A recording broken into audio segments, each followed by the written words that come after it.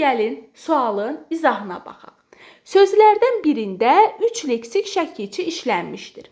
Sənətkarlıqdır. Sənət sözün köküdür.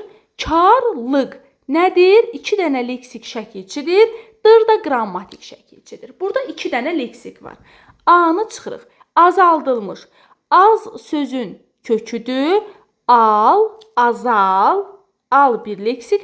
Azalt deyə bilirik. T 2 leksik, ıl 3 leksik, mış da bir dənə qrammatik. 3 leksik deyir, bəli, cavabımız B variantıdır. Gizlədilmişdir. Gizlə sözün köküdür.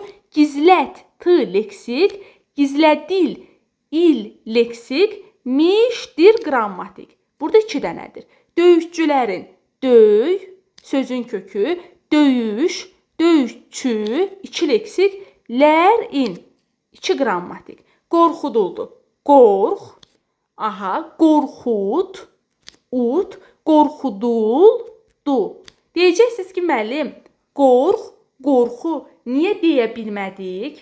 Niyə qorxudan qorxu, qorxudan qorxut yaratmadıq? Çünki biz bilirik ki, ıt üstü 4 və t şəkilsi yalnız feili artırılır.